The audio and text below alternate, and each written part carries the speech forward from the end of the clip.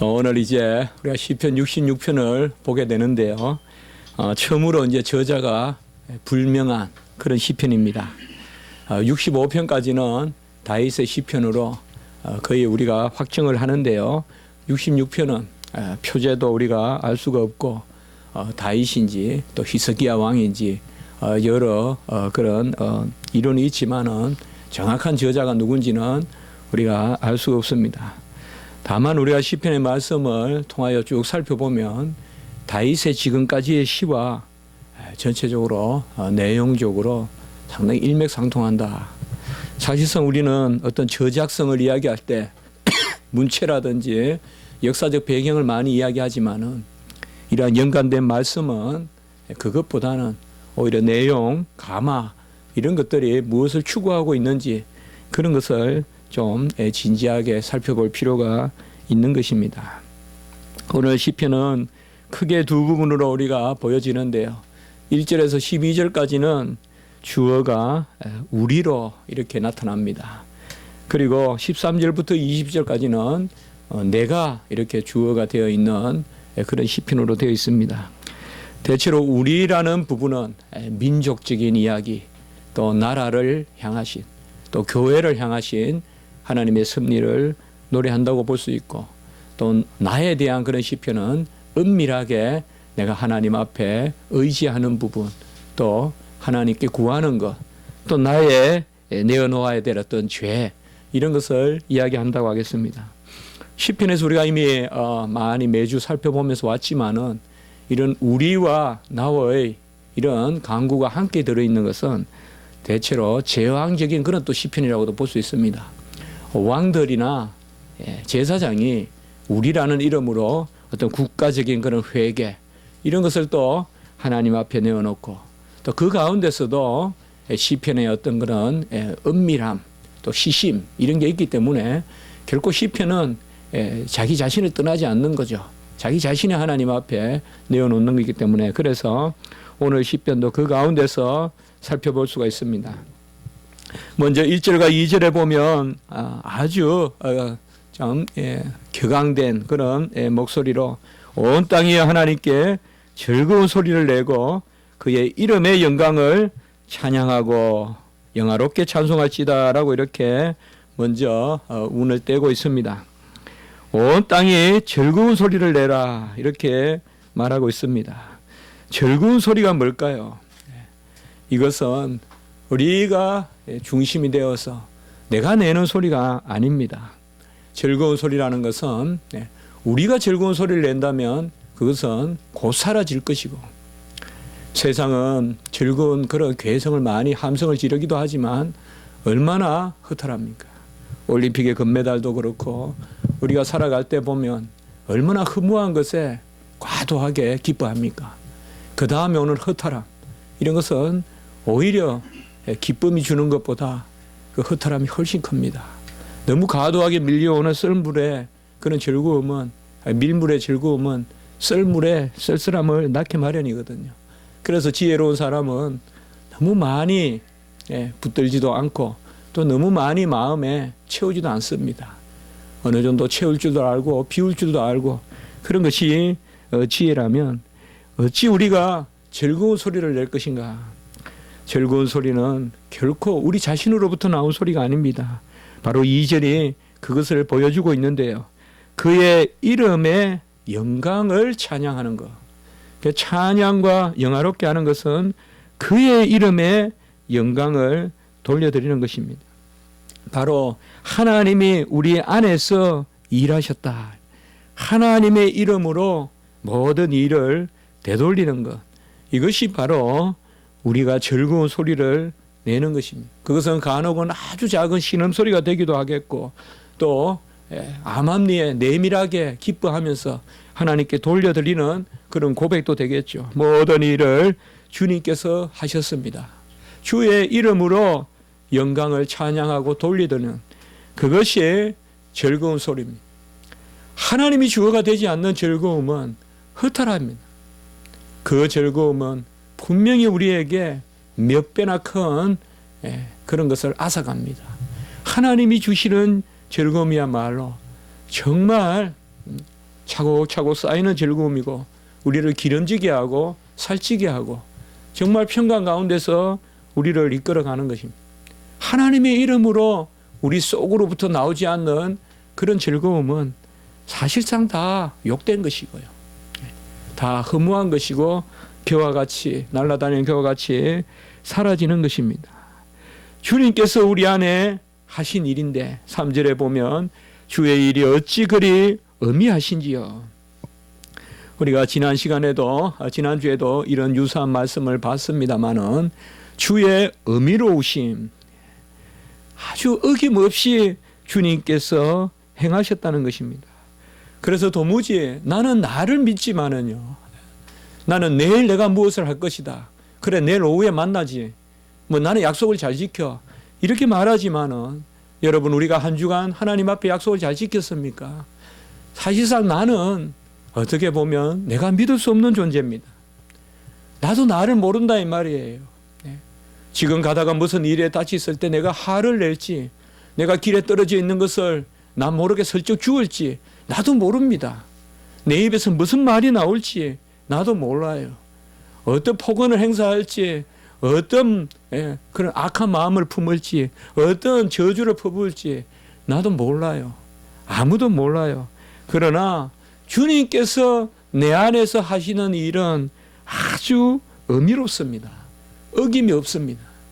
주님을 주어로 삼고 주님을 주인으로 삼고 우리가 주의 이름으로 행하는 일들은 어김이 없습니다.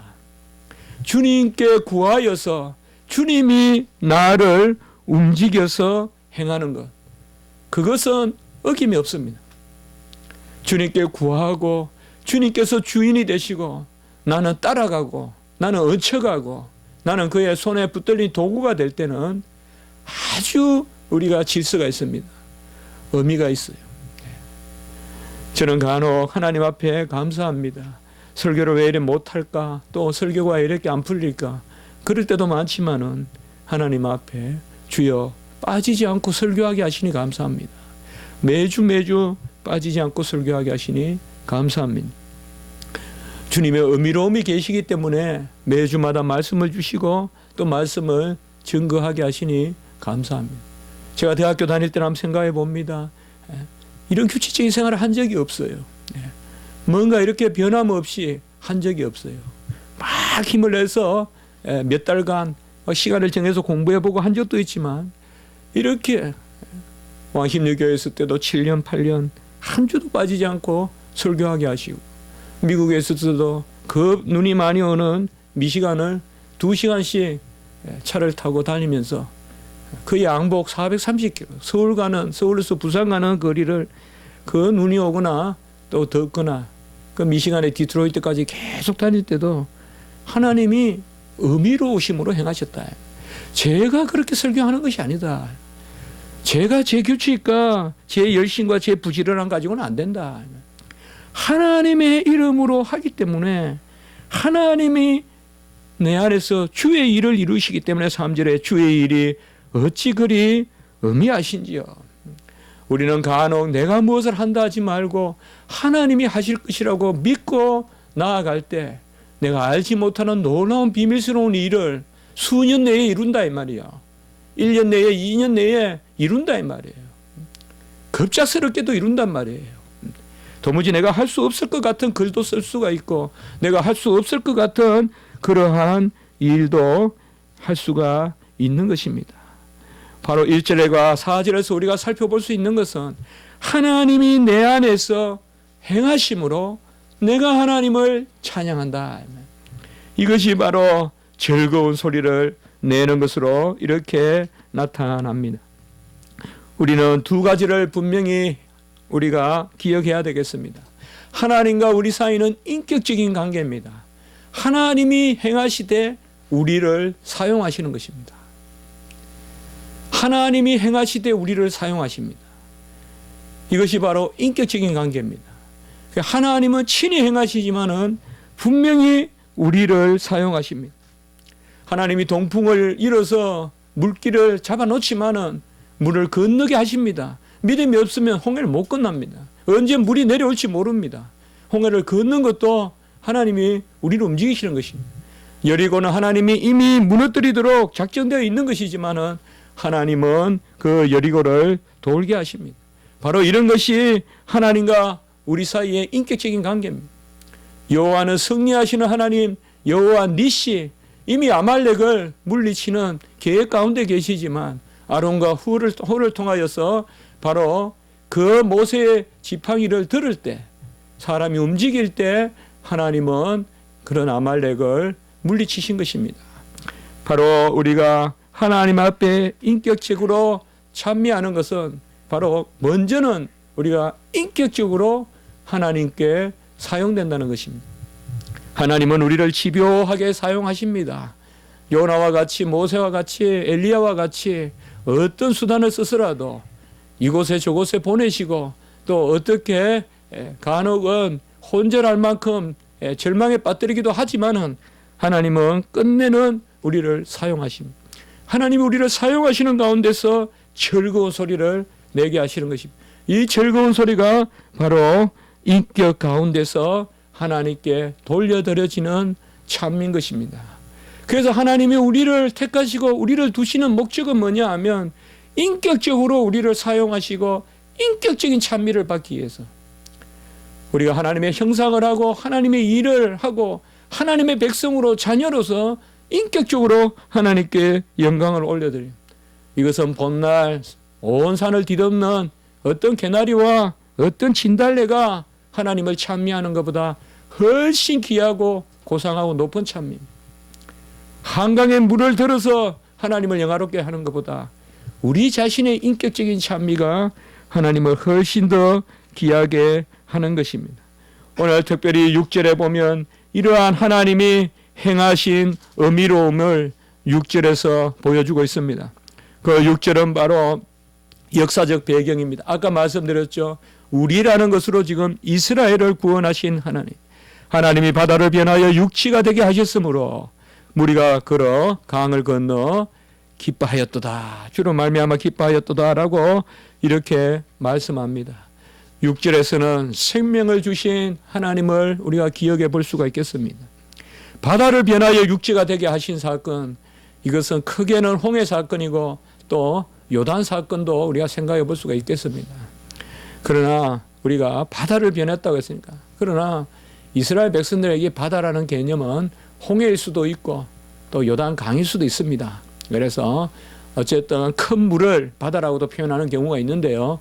어쨌든 하나님이 바다를 변하여 육지가 되게 하셨다. 생명을 살리는 일을 하셨습니다. 그리고 무리가 걸어서 강을 건너고, 우리는 간혹 하나님이 바다를 갈르시고 바다가 육지가 되게 하신 거죠. 동서고금을 통하여 바다를 걸어간 사람의 역사가 있습니까? 인류 역사상 바다를 걸어서 걷는 사람이 있냔 말이에요.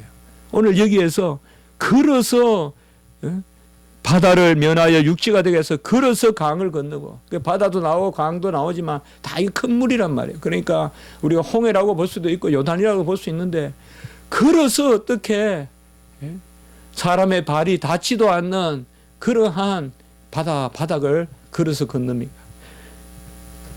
여기는 하나님이 친히 하신 일과 인격적인 그러한 일이 있는 거죠. 하나님은 육지를 드러나게 하시고 사람은 걷게 하시는 것입니다. 우리는 간혹 육지가 보이면 당연히 걸을 것 같죠. 과연 그럴까요? 우리가 그만한 믿음이 쉽게 있을까요? 분명한 홍해인데 지금 물이 아주 벽으로 쌓여 있습니다. 거기에 길이 났습니다. 물론 뒤에는 이스라엘 애굽에 그런 기병이 쫓아오니까 이리 주거나 저리 주거나 가보자 하면서 갈 수도 있겠지만, 어쨌든 아무리 바다가 물이 섰다고 해도 그것을 건너는 것은 그렇게 만만한 그런 믿음이 아닙니다. 그래서 잠잠히 기도하라고 한 거예요. 홍해를 건너기 전에 기도했어야 됐단 말이에요. 기도했기 때문에 이스라엘 백성이 홍해를 건넌 거예요. 하나님은 동풍으로 물을 마르게 하시고 이스라엘 백성들은 기도로 믿음을 가진 것이에요. 믿음 가운데서 그 홍해를 걷는 것입니다. 이것이 바로 하나님과 우리 사이의 일입니다. 하나님은 바깥에서 일하고 우리는 그저 방관하게 하지 않습니다. 왜요? 하나님은 우리에게 선물을 주시기를 원하고 또 우리의 믿음을 들어서 영광받기 원하시기 때문에 하나님은 절대적으로 우리를 기계와 같이 나무와 돌과 같이 두지 아니하고 인격적으로 사용하십니다. 이것이 어떻게 보면 이 땅에서 우리의 삶입니다. 그래서 하나님은 그저 하나님, 전능하신 하나님, 은혜로우신 하나님, 사랑의 하나님, 자비의 하나님 그저 베푸시면 될 터인데 왜 우리를 기도시키시고 왜 우리의 믿음을 보시고 내 믿음이 구원하셨다고 믿음이 낫게 하셨다고 왜 믿음을 보시냐 이 말이죠. 이것은 하나님과 우리 사이의 인격적인 관계를 이야기합니다. 하나님은 일하시되 우리를 인격적 도구로 사용하셔서 일하시고 그로 말미암아 인격적인 찬미를 받기를 원하십니다. 이것이 하나님이 어떻게 보면 이 땅에 우리를 두신 목적입니다. 우리 땅에 우리를 두신 목적, 오늘도 생명을 주시고 한 주간도 생명을 주신 목적은 우리가 하나님과 더불어 일함으로 그를 인격적으로 찬미하게 하시려고 우리를 인격적인 존재로 이 땅에 두신 것입니다. 6절에 보면 우리를 그렇게 살리시고 7절은 여러 가지로 생각해 볼 수 있지만은 그의 능력으로 영원히 다스리시며 그의 눈으로 나라를 살피시니 그 역하는 자들은 교만하지 말지어다. 7절은 저는 개인적으로 율법을 주신 그런 사건으로 이 7절을 해석해 볼 수 있다고 생각합니다.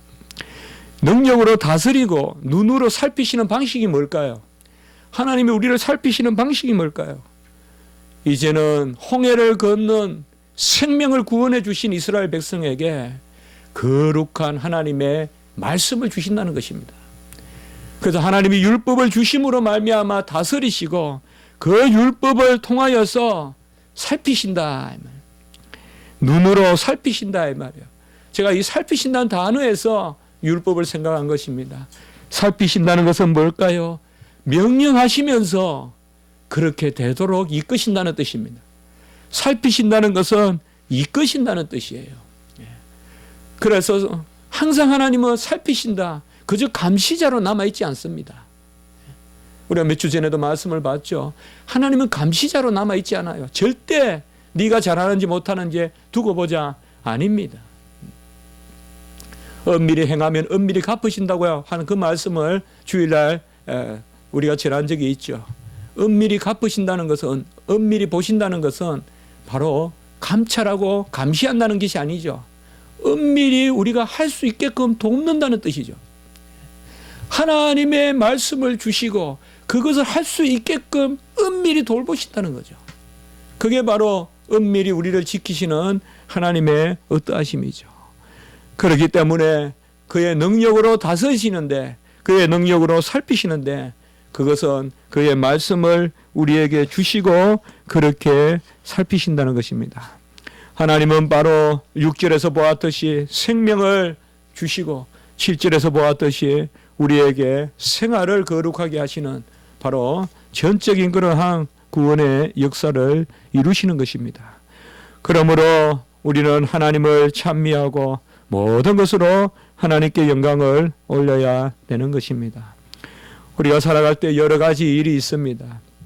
그것은 많은 경우 다른 사람이 어때서 환경이 어때서도 되지만은 무엇보다 중요한 것은 우리가 아직까지 부족하기 때문에 그렇습니다. 우리가 부족하지 않다면, 우리가 완전한 빛이라면 과연 어떤 어려움이 있을까요? 없을 것입니다. 그러나 우리가 부족하기 때문에 어려움이 있습니다. 사실상 어쨌든 결론적으로는 우리의 연약함에 모든 이유가 있고 우리의 허물 때문에 그러한 어려움이 있는 것입니다. 우리가 이 땅에서 완전하지 못하기 때문에 우리에게는 연단이 필요합니다.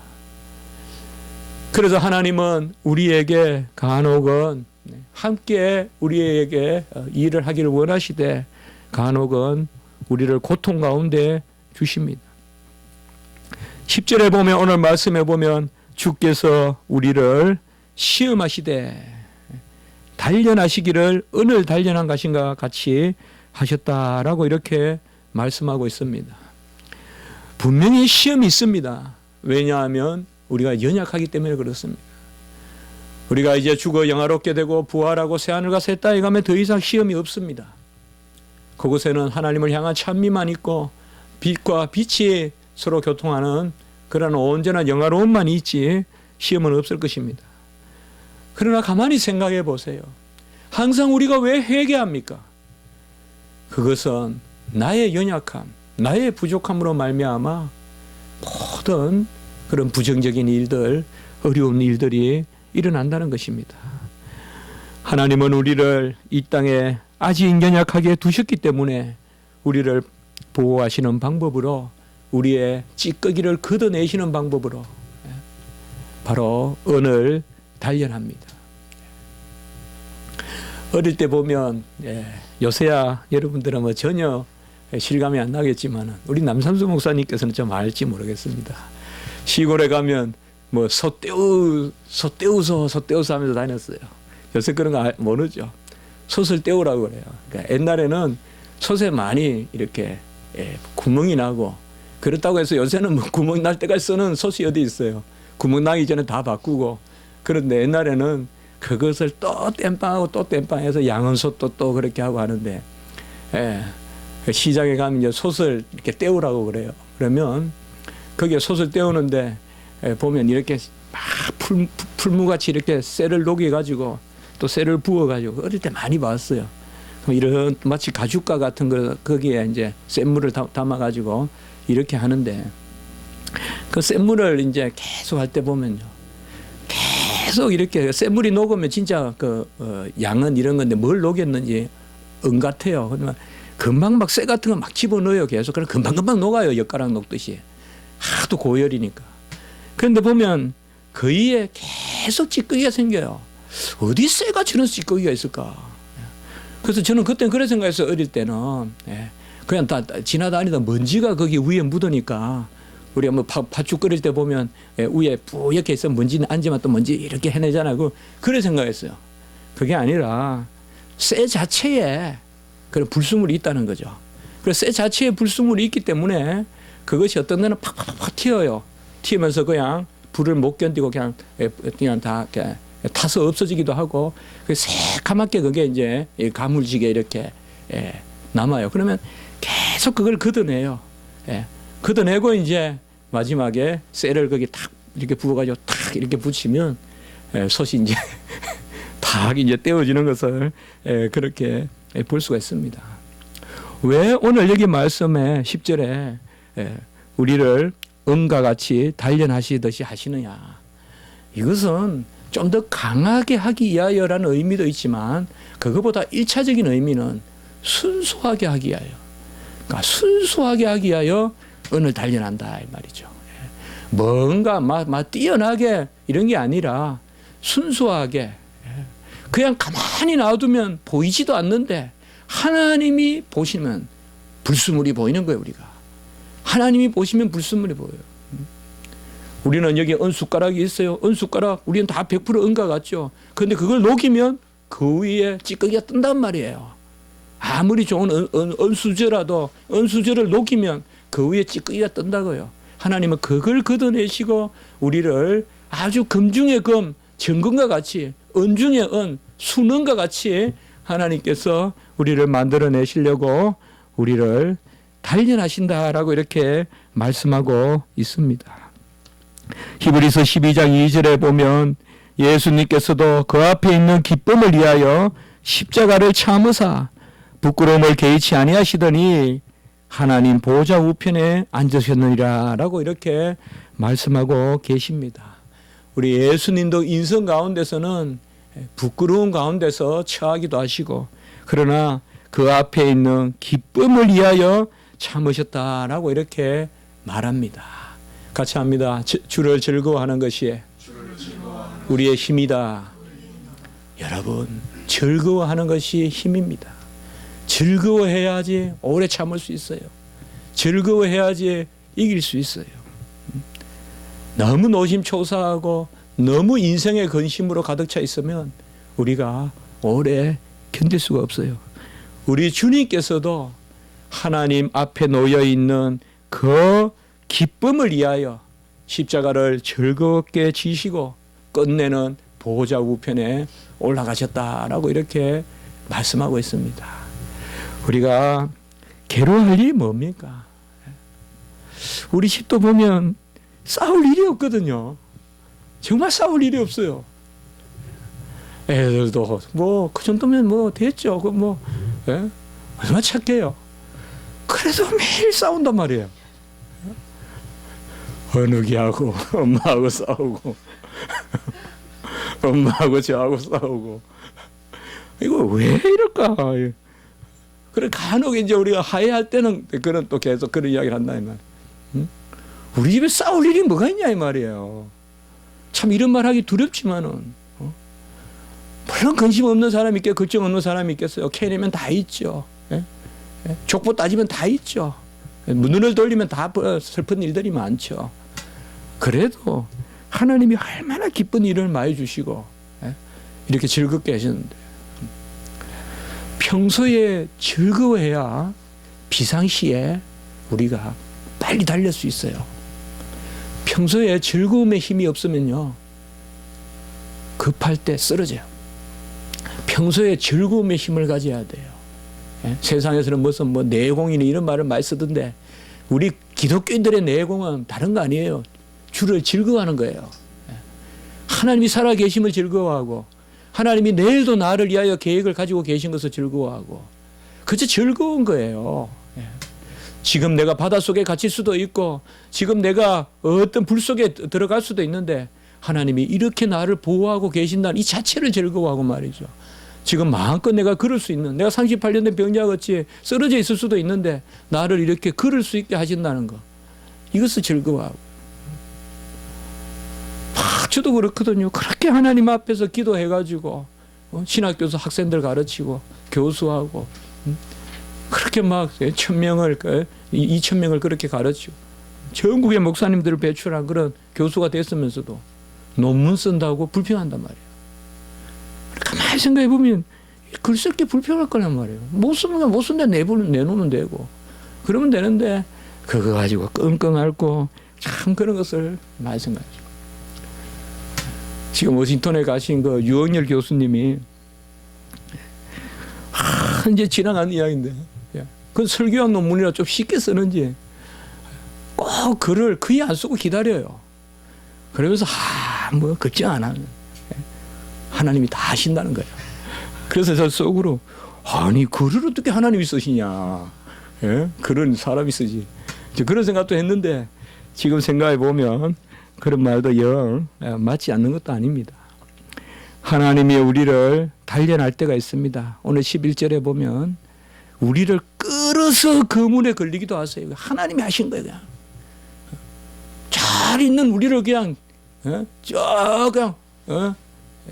물고기가 그냥 그물에 걸리고 새가 그냥 덫에 걸리듯이 훅 집어 던져가지고 덫에 걸리기도 하시고 어려운 짐을 우리 허리에 메어도 두시고 하나님이 하신단 말이에요. 지금 어려운 짐을 우리 허리에 메어도 두시고 사람들이 우리 머리를 타고 가기도 하시고 이것은 그야말로 적들이 쓰러져 있는 병사들을 밟는 그런 모습이라고 생각하면 된다고 주석되어 있어요. 보니까 사람들이 우리 머리를 타고 가기도 하시고 그리고 불과 물을 통과하였더니 이것은 그대로 해석해서 바로 불과 물이니까 배가 타서 여러분들 배에서도 타서 죽잖아요.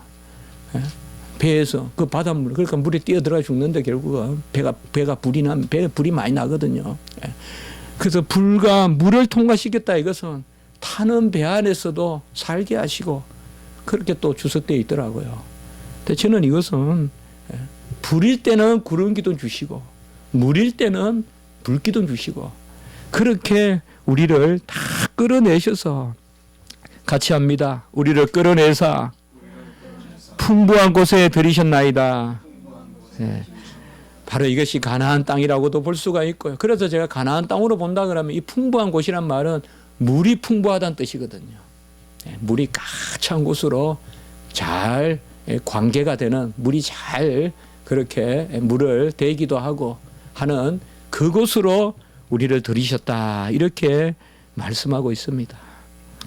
여러분, 우리는 현상적으로 인생을 살면서 우리가 헤아리는 것으로 뭐 하나님이 덜 주실 때도 있고, 그러나 분명한 것은 이것은 우리의 고백입니다. 분명히 하나님은 우리를 풍부한 곳으로, 물이 많은 곳으로 드립니다.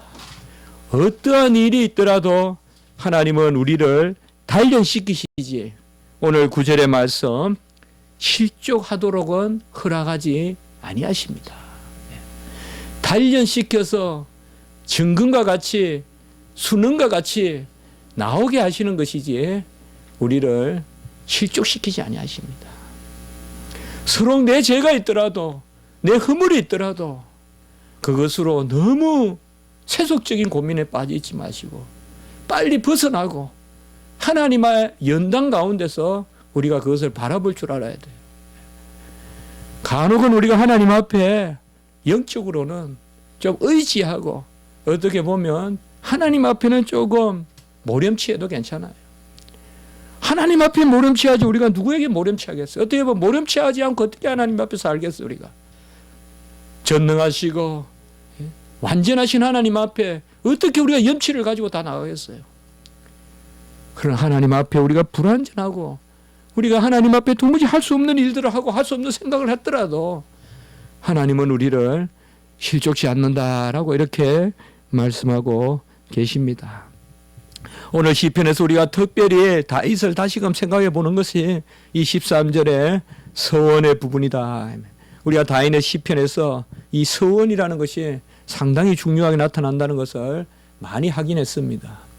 서원이라는 것은 기도인데 기도 중에서도 미리 구할 것이 응답된 줄 알고 지금 감사하는 그 기도, 이것이 바로 서원기도다.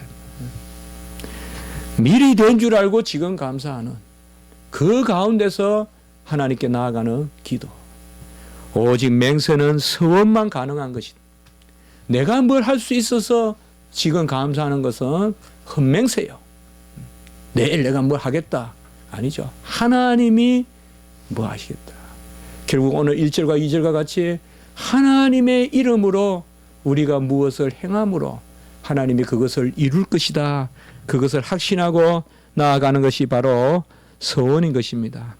오늘 특별히 13절로부터 20절까지는 이제 주어가 내가 되어서 이제는 하나님 앞에, 그러니까 1절에서 12절까지는 크게 보면 이스라엘 백성을 광야 가운데서 홍해를 건너서 율법도 주시고 해서 구하시는, 가나안에 끝내는 들이시는 하나님, 끝내는 끌어들이시는 하나님, 그것을 노래하고 있고 13절로부터 20절은 이러한 하나님이 내 삶의 하나님이시다 이 말이죠. 이 역사의 하나님이 나의 하나님이시다. 모세의 하나님, 아브라함의 하나님, 이삭의 하나님, 야곱의 하나님이 바로 나의 하나님이시다. 이것을 13절부터 노래하고 계신 것입니다. 우리는 어려울 때 하나님 앞에 기도하는 것입니다. 어려울 때 하나님 앞에 나아가는 것입니다. 그래서 14절에 환난 때에 내 입이 말했다. 서원을 이야기했다. 여러분, 지금 무엇을 기다리고 우리가 무엇을 준비할 때 지금 감사합시다. 하나님은 기적과 같이 이루실 것입니다. 분명히 하나님은 뜻을 주셨으면 그 뜻을 주심에 대한 후속적인 일들을 이미 작정하셨을 것입니다.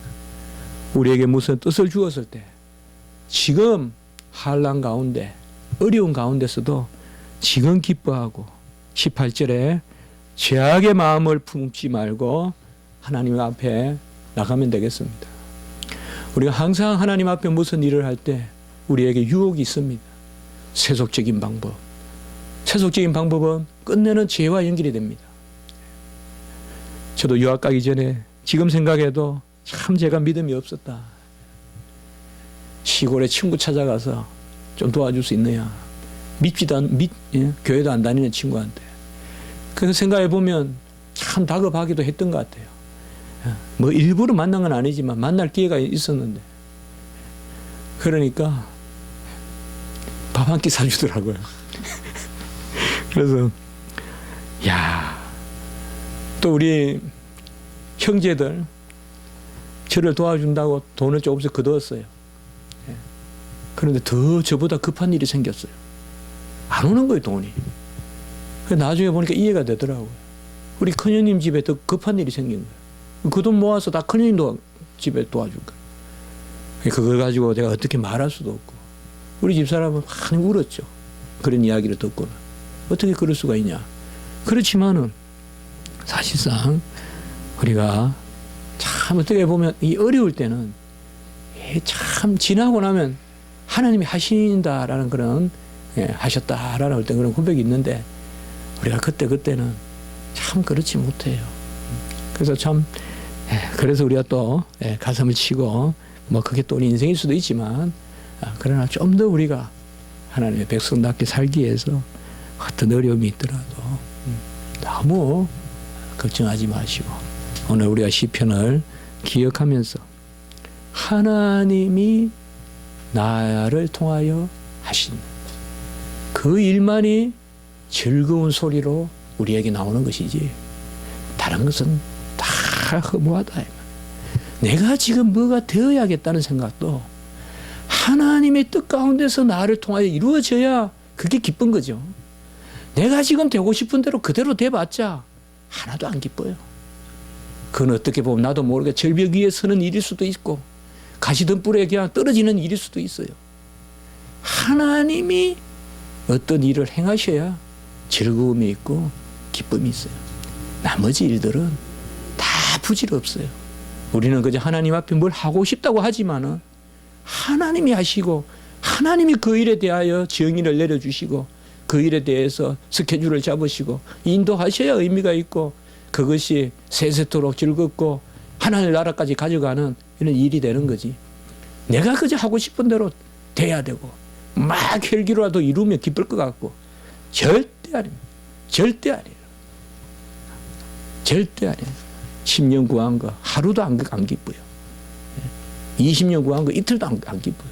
하나님이 하셔야 돼요. 그렇기 때문에 오늘 말씀을 통하여서 우리가 하나님이 우리를 어쨌든 실족하지 않고 단련시키고 인도하시는 것을 기억하시고 나갔으면 좋겠습니다. 한번 기도드리겠습니다. 거룩하고 자비로우신 하나님 아버지, 은혜와 사랑을 진실로 감사합니다. 하나님의 이름으로 하나님의 일을 우리를 통하여 행하여 주시고 그로 말미암아 우리의 인격적인 찬미가 있게 하여 주시옵소서. 하늘나라에 서원하게 하시고 하나님이 우리를 끝내는 기름진 곳으로 풍성한 곳으로 또 물이 가득 찬 곳으로 이끄시는 것을 기억하게 도와주시고 간혹은 우리에게 연단이 있더라도 우리 정금과 같이 아주 아버지여 그런 순원과 같이 우리를 나게 하시기 위한 것인 걸 기억하고 즐거움으로 나가는 저희들이 되게 주시옵소서. 감사합니다. 우리 구주 예수 그리스도 이름으로 기도드리옵나이다. 아멘.